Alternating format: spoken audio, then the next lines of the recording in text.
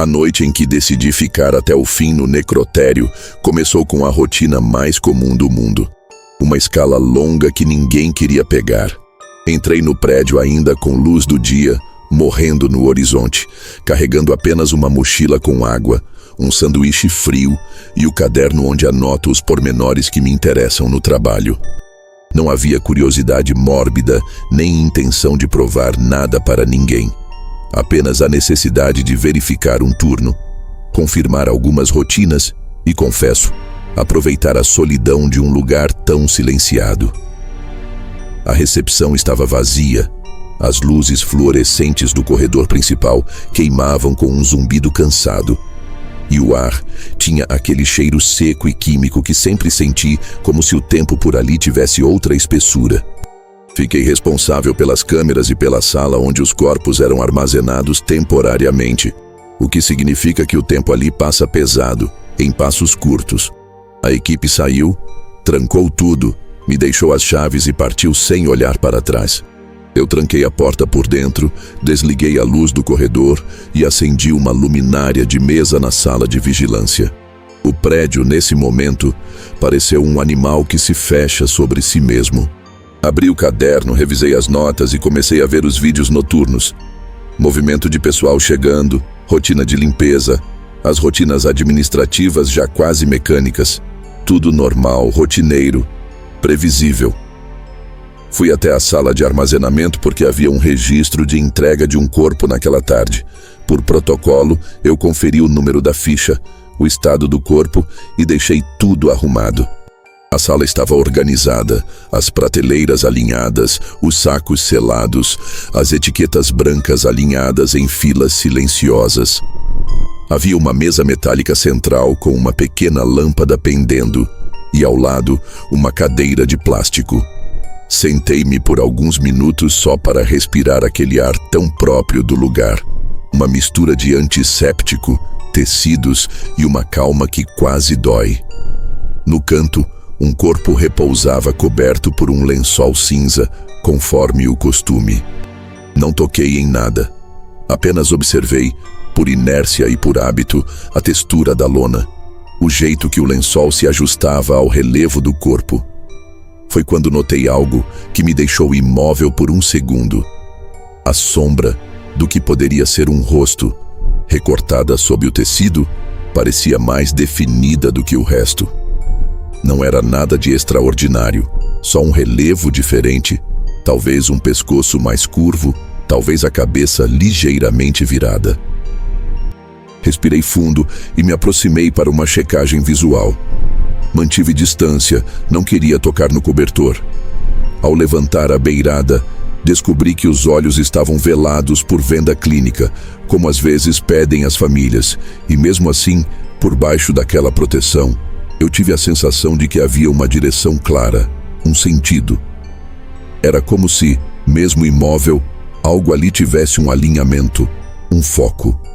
Tirei uma foto rápida para o registro, nada além do necessário. Guardei o celular e voltei para a sala de vigilância, tentando racionalizar a estranha apreensão que subiu pelas minhas costas. Se você está gostando da história e quer acompanhar mais relatos como este, inscreva-se no canal, deixe o like e compartilhe com seus amigos. Ajuda demais a manter o conteúdo vindo por aqui. Obrigado. Depois disso, tentei me ocupar com um trabalho comum. Revisar arquivos, checar se havia trocas de horários, olhar as gravações antigas para ajustar o relatório diário.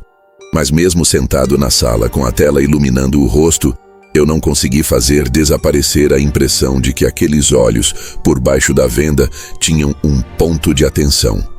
Voltei à sala de armazenamento mais 2 vezes nas primeiras horas, só para confirmar que tudo estava no lugar.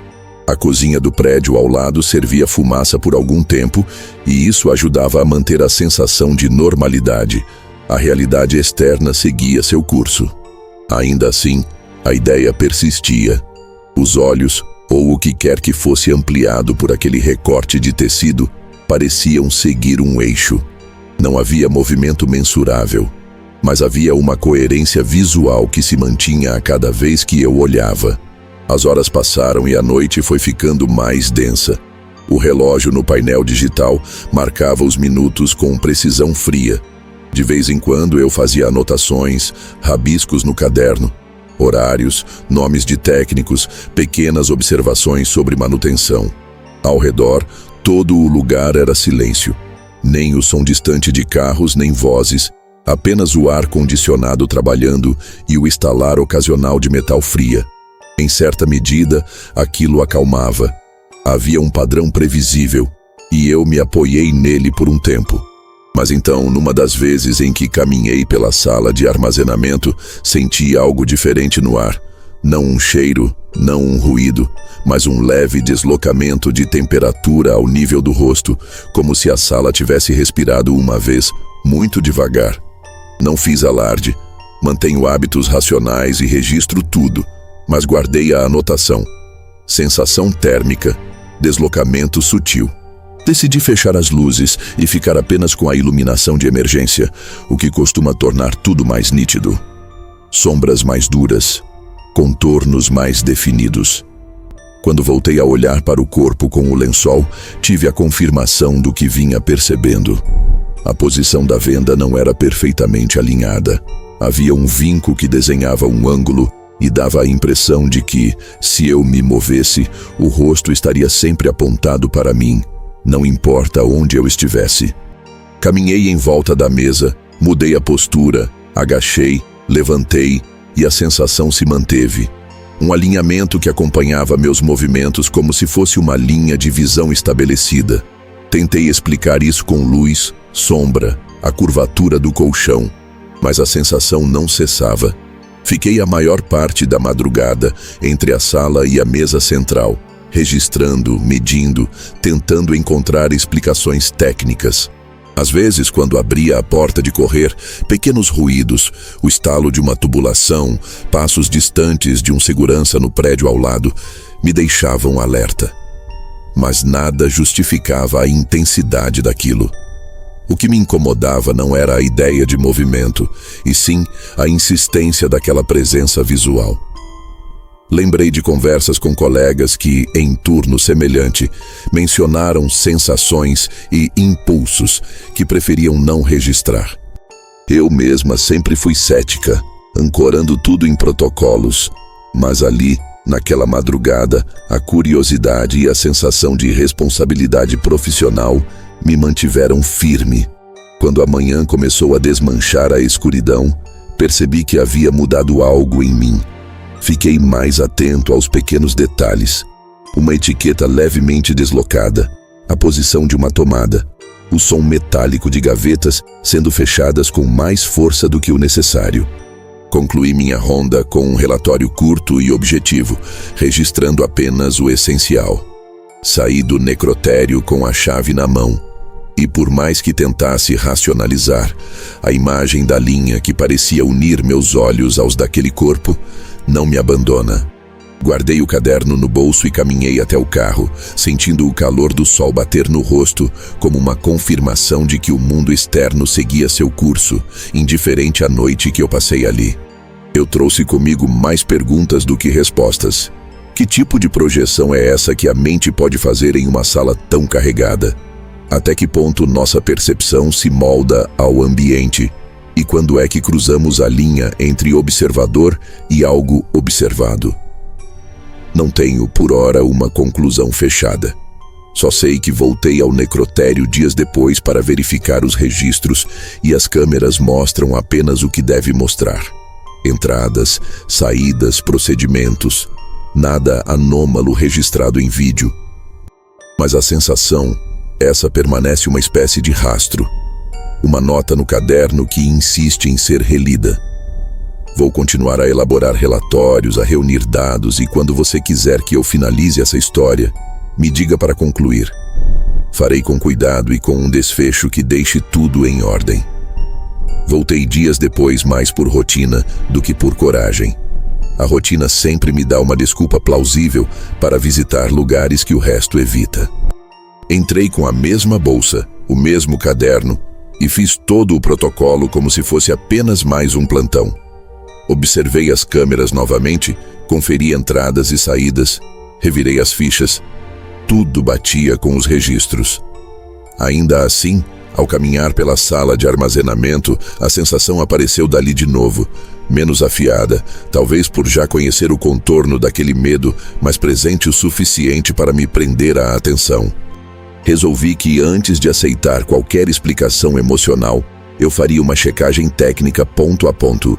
Comecei pelos itens simples: iluminação, posicionamento da lâmpada, ângulo das prateleiras e a presença de qualquer objeto que pudesse refletir ou projetar algo sobre o lençol. Desliguei luzes alternativas, acendi e apaguei a lâmpada central em diferentes alturas. Observei como a luz se repartia sobre dobras e vincos. Marquei no caderno cada mudança de ângulo, cada intensidade luminosa. E por fim, fotografei em sequência. A foto não traduzia bem o incômodo. As imagens ficavam estáticas, planas, sem aquela sensação de atenção que experimentava ao vivo. Foi o primeiro sinal de que havia algo ligado à minha percepção direta, não necessariamente captável por sensores. Em seguida, examinei o próprio corpo sob o lençol com olhos técnicos, como quem monta e desmonta um equipamento. Observei o modo como a venda clínica estava posicionada, como a pele ao redor dos olhos, mesmo coberta, criava um relevo. Notei que o vinco na borda da proteção formava um pequeno ângulo que, em certas posições, dava a impressão de profundidade maior de um lado. Em outras palavras, a configuração das dobras e o jogo de luz tornavam uma parte do rosto mais definida, enquanto as sombras acentuavam a sensação de linha de visão. Anotei isso, vincos + ângulo luz, eixo aparente, e decidi testar a hipótese praticando um ajuste controlado. Pedi para que o técnico responsável pelo período seguinte deixasse a sala comigo por alguns minutos, apenas para que eu pudesse reposicionar a venda e ver se a sensação mudava. Não tinha intenção de desrespeitar protocolos familiares. Tratei tudo com cuidado, registrei em papel e solicitei autorização verbal da coordenação. Ao desenrolar e reposicionar a proteção ocular como um técnico faria, a impressão se dissipou quase por completo.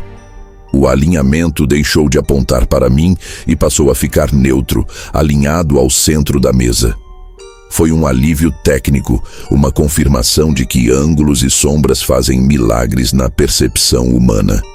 Ainda assim, havia algo que não se explicava só com luz. O núcleo do desconforto persistia como uma sensação na nuca, uma insistência difícil de quantificar. Nas noites seguintes passei a fazer testes com colegas, sempre mantendo o respeito e seguindo protocolos, e documentei cada variação de iluminação, de posição do lençol e até da temperatura ambiente. Descobrimos padrões, correntes de ar muito sutis, vindas de um retorno de ar condicionado quase imperceptível, criavam micromovimentos no tecido. Essas micromudanças, combinadas com o ângulo de visão, causavam a ilusão de acompanhamento.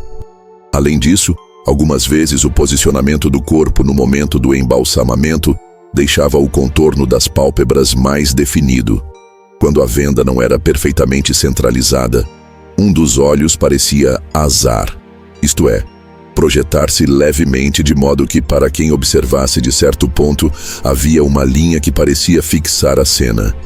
Tudo isso foi sendo anotado, medido, repetido, até que os resultados ficassem consistentes. Ainda assim, nem tudo foi resolvido em laboratório.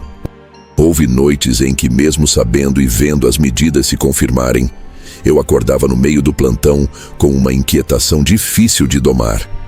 Aprendi a distinguir entre o conhecimento técnico e a memória corporal do medo. Nosso corpo guarda impressões de horror como se fossem cicatrizes invisíveis, e elas reaparecem em situações que lembram o evento. Então comecei a cuidar de mim naquele turno. Levava uma garrafa de chá quente, alongava os ombros, fazia pausas curtas longe da sala de armazenamento para permitir que a respiração e o raciocínio se recalibrassem. Pequenas medidas práticas que me mantinham funcional e minimizavam a ansiedade automática. Com o passar das semanas, a observação metódica e as medidas simples surtiram efeito prático. Ajustamos protocolos, conferência dupla da posição da venda antes do fechamento, verificação da iluminação em 3 pontos distintos da sala, fixação de pequenas anilhas que impediam o deslocamento mínimo do tecido causado pela corrente de ar. A equipe respondeu bem.